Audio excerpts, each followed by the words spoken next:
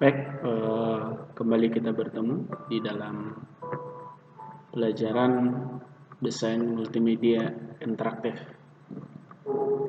Dalam pertemuan ini kita akan melanjutkan pelajaran kita sebelumnya, yaitu menerapkan teknik pemrograman pada multimedia, dan kita mampu menggunakan program pada multimedia interaktif. Di sini ya, kita melanjutkan materi kita sebelumnya, yaitu teknik pemrograman dan pengolahan pada multimedia, di mana pada teknik pemrograman pada multimedia interaktif kita sudah mencoba mempelajari bagian yang pertama, yaitu coding atau kode, yang kedua sintaks, dan yang ketiga kita akan pelajari hari ini dalam pertemuan ini adalah variabel. Ya, di sini kita akan membahas tentang variabel. Ya, perhatikan kira-kira apa itu variabel. Mungkin pada saat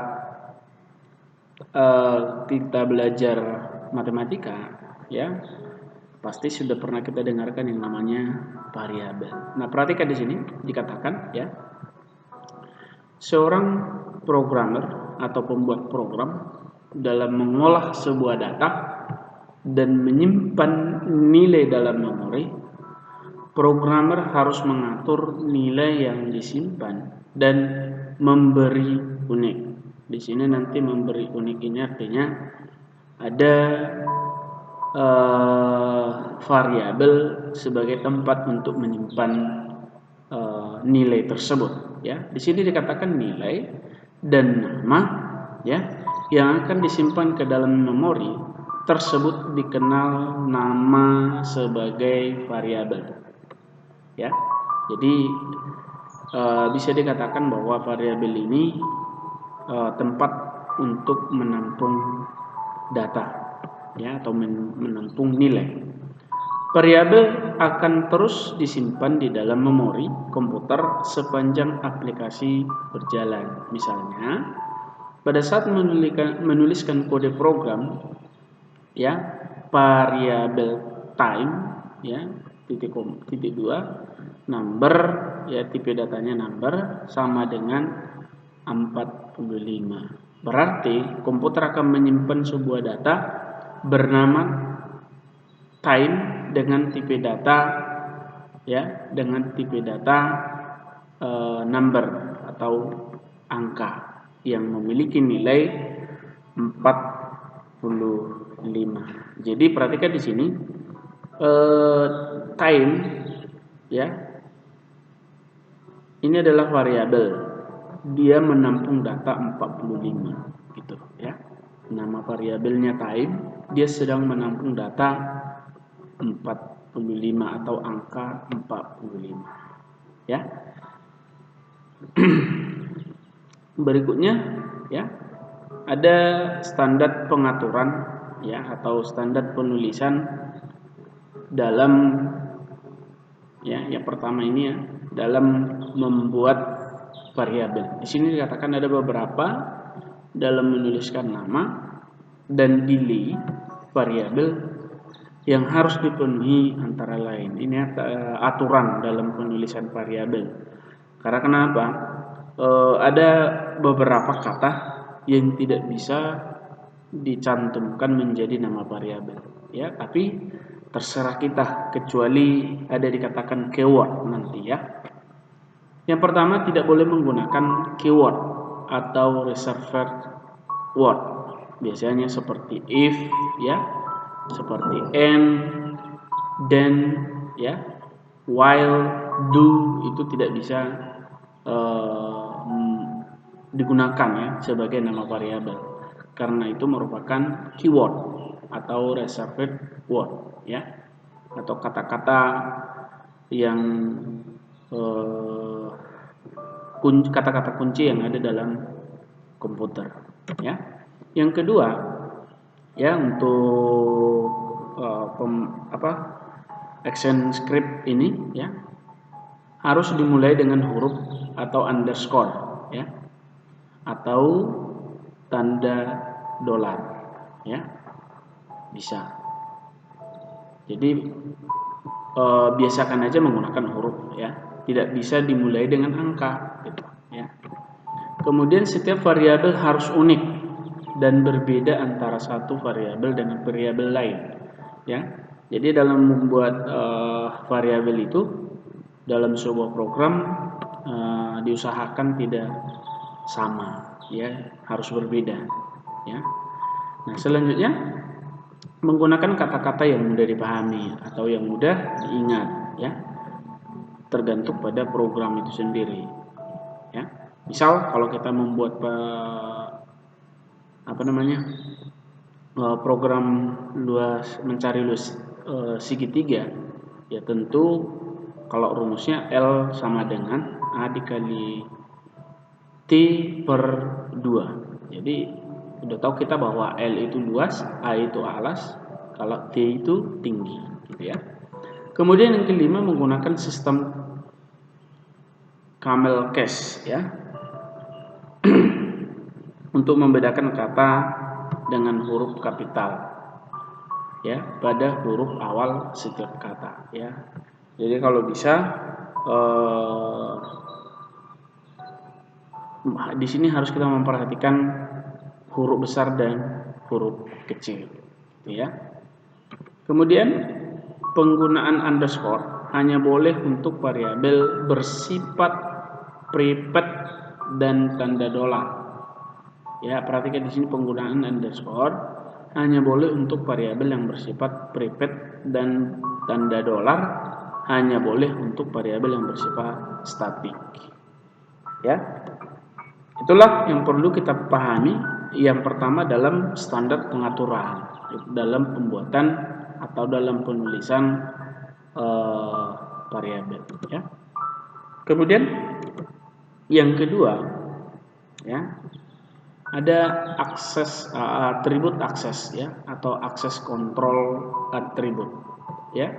Di sini dikatakan setiap variabel, fungsi, metode dan kelas, ya, ini merupakan bagian-bagian daripada program dapat diakses dalam pemrograman berbasis objek atau OOP, ya, secara khusus menggunakan akses kontrol atribut. Secara umum, akses kontrol atribut dikategorikan menjadi private, public, protected, dan internal, ya. Ini yang dimaksud dengan atribut akses. Jadi ada kontrolnya untuk setiap variabel, fungsi, metode, dan kelas yang diakses, gitu ya.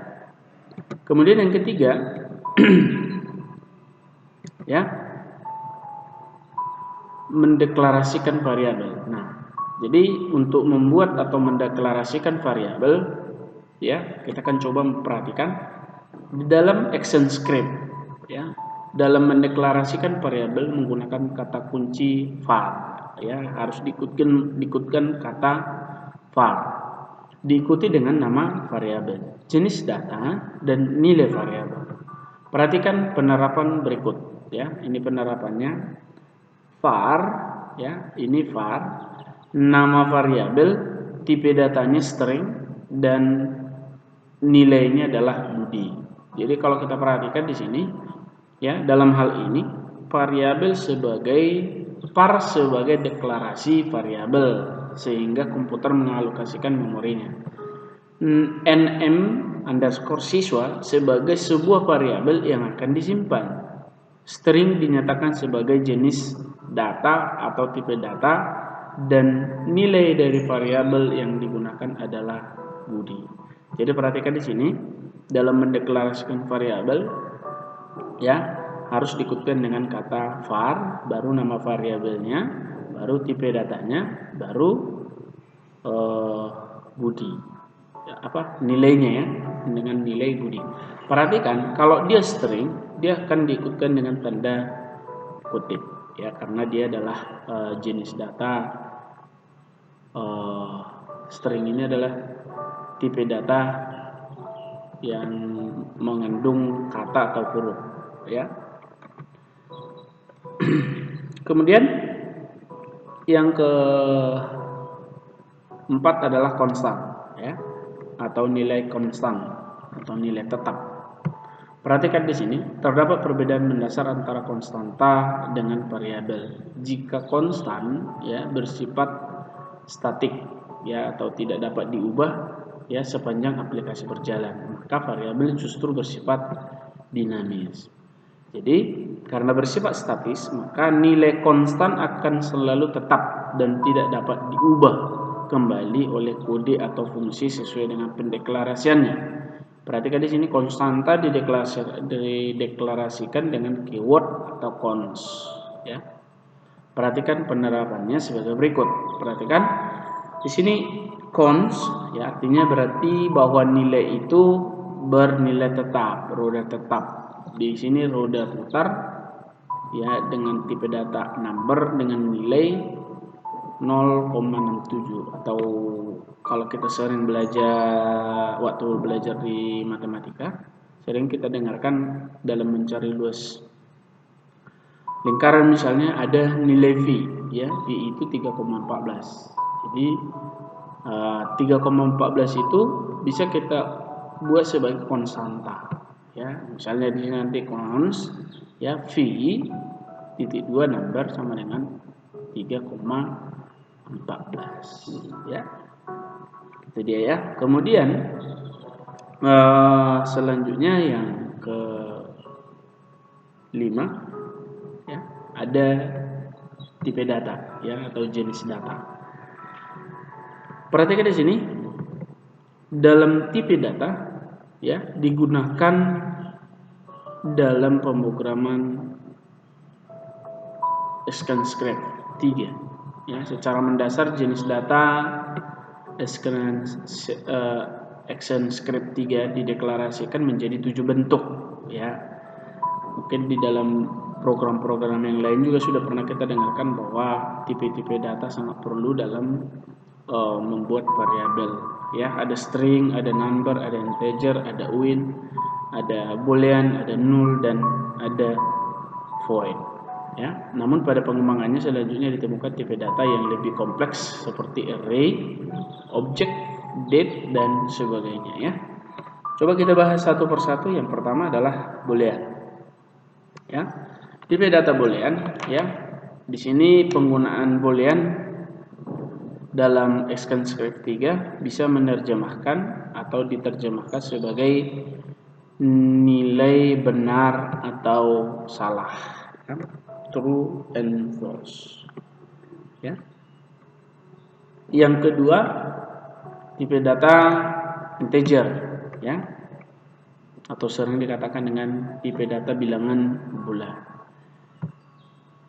Integer identik dengan data bernilai angka dari, ini capaiannya, 2.147.483.648 sampai dengan, ini capaiannya, ya, 2 miliar, ya,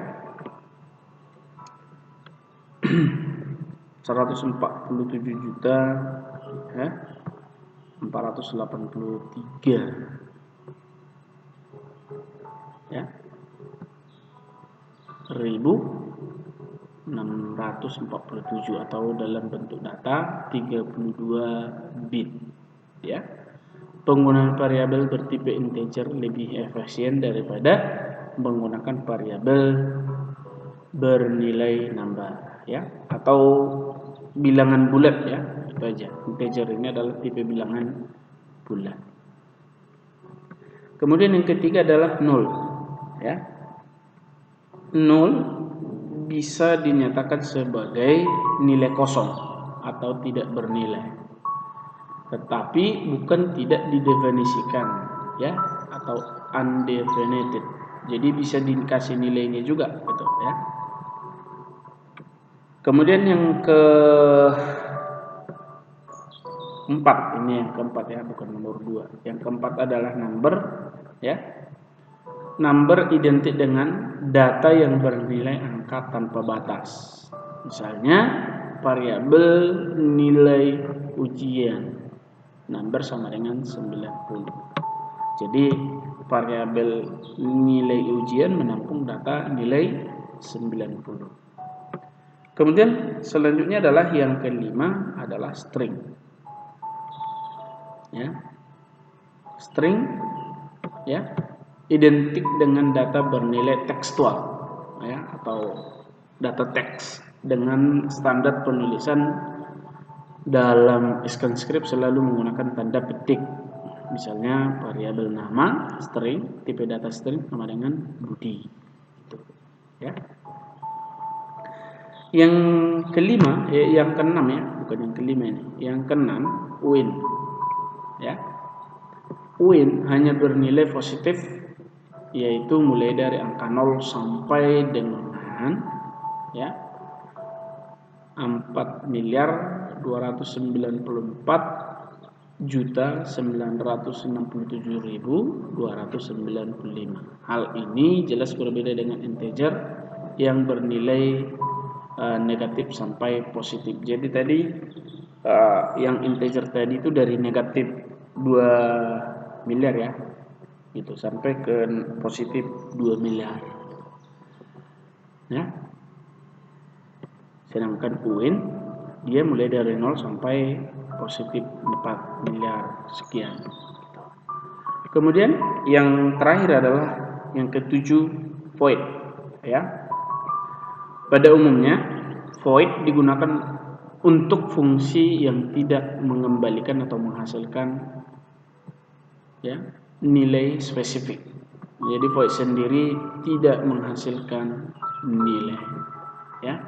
Itulah penjelasan tentang variabel. Nanti kita lanjutkan di pertemuan berikutnya tentang operator dan fungsi. Ya. Selanjutnya kerjakan latihan berikut ya di buku latihan, kemudian kirimkan melalui aplikasi yang kita buat ya menggunakan Google Classroom. Ya. Sekian dan terima kasih. Sampai bertemu di pertemuan berikutnya.